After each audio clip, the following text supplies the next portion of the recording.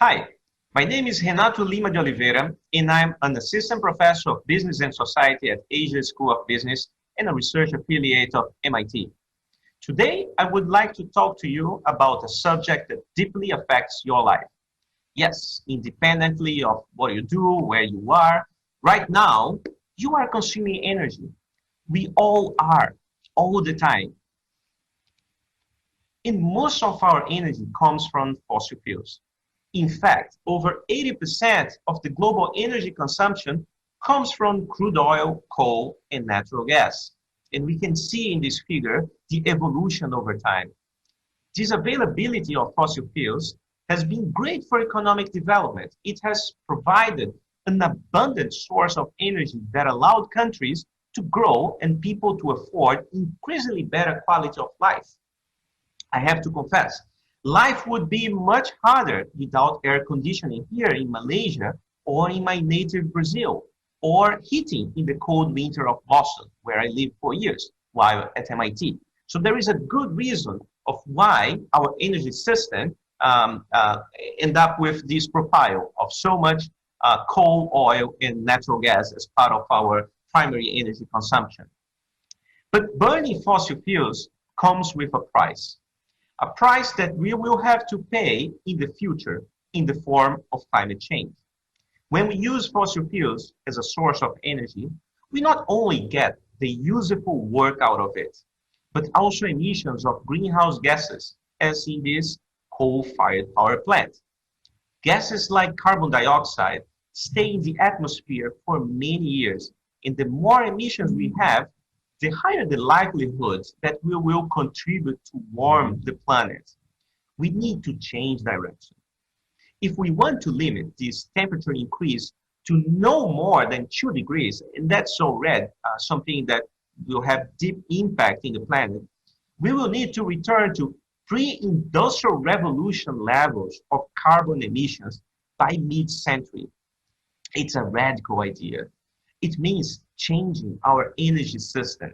And the energy system is a complex one. It is comprised of several actors, like oil exporting countries, of assets built to last for decades, like this coal-fired power plant, in oil platforms, in our means of transportation, like cars running on gasoline or trucks running on diesel.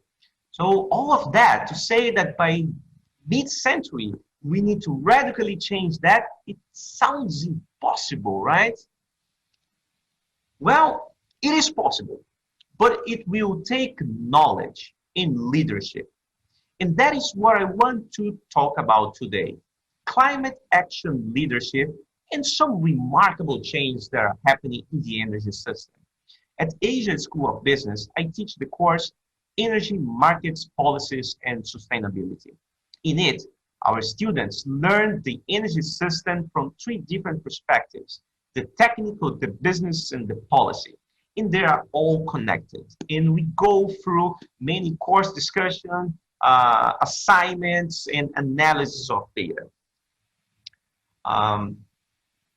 Talking about these perspectives, a technical foundation from the physics of energy to unit conversion is a pre-requirement to understand the industry, the relative merits of each energy source, and which innovations are needed to support a large-scale energy transition.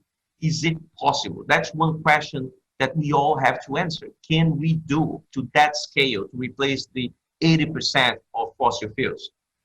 The business view covers the main players of the different segments of the industry, their value chains, the investment trends and opportunities, as well as to give participants the ability to independently collect data and analyze them.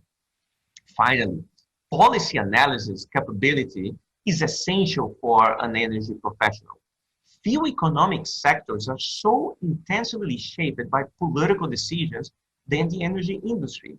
In fact, the International Energy Agency estimates that 3/4 of the $1.8 trillion of annual investment in the energy industry, the capital expenditures per year, is either done directly by government-linked companies, such as Petronas and Tenaga in Malaysia, or by the private sector driven by policies that create incentives, such as biofuels mandates, or feed-in tariffs, or large-scale solar auctions, and so on. So the policy plays a very, very big part on shaping the direction of the energy industry.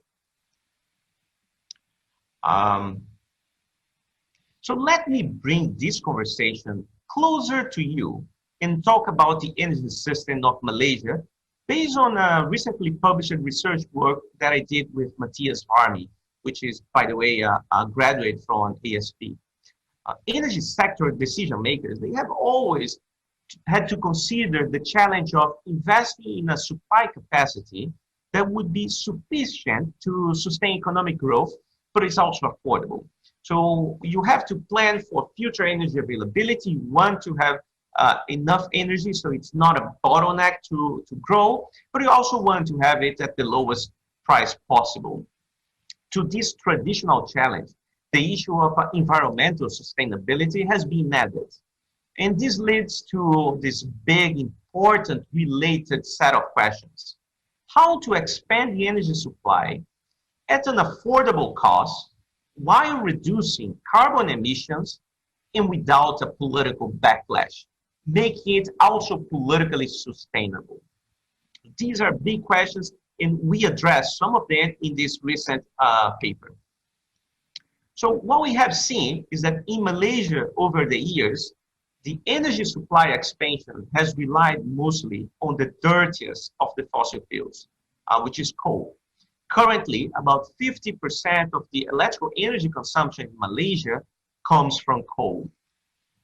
And in fact, Malaysia is in this odd position of being one of the few countries in the world that exports natural gas and imports coal.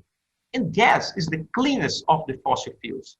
Normally, if you are rich in gas, you use it first. You use for your industry, use for as a source, domestic source of energy. But if the trend that is seen in Malaysia, exporting gas and importing coal, if this continues, Malaysia will not be able to reach its Paris Agreement targets of reducing carbon emissions. So it becomes critical to think about how can you decarbonize, reduce the amount of carbon intensity of the country at the same time that you allow the rest of the economy to have a source of energy to grow. Energy policies here, the choices will be critical in defining which countries will lead or will be laggards in this energy transition. In particular, we call attention to the key policies that have to be adopted today to prepare Malaysia and to some extent all countries to adapt their business environment to the energy transition and also seize new opportunities from growing sectors such as solar photovoltaic and electric vehicles. In the paper, we elaborate further what policies can help in this transition.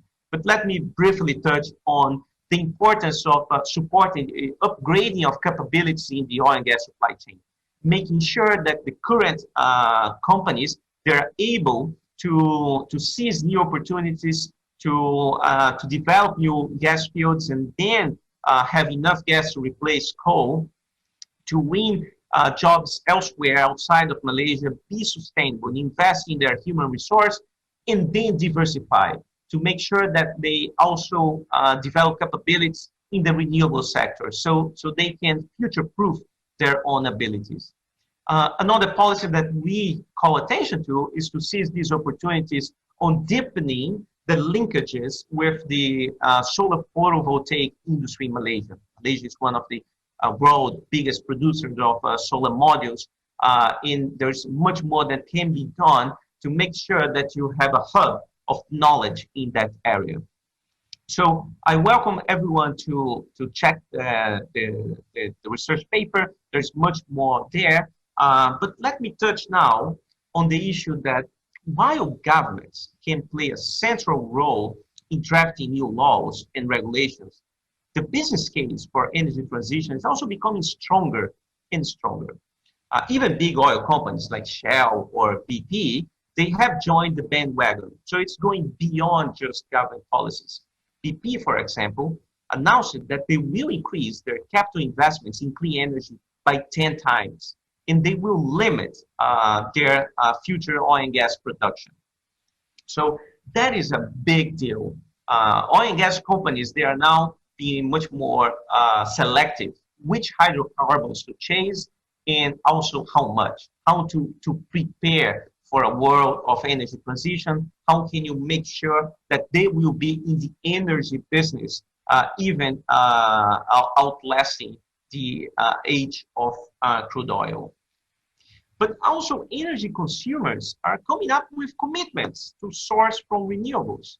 And here we have a very recent announcement. That's September of this year from Walmart announcing that they will target to reach zero emissions by 2040. So progressively sourcing more and more energy from renewable sources. Another key player we have seen PepsiCo. PepsiCo is committing to source 100% renewable electricity across all of its companies by 2040. Note such important change. Electricity used to be a commodity.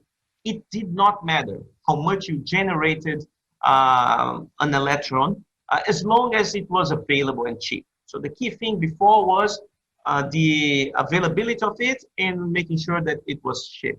Now, it is becoming a product with certain qualities, and companies are willing to chase green electrons to power their operations.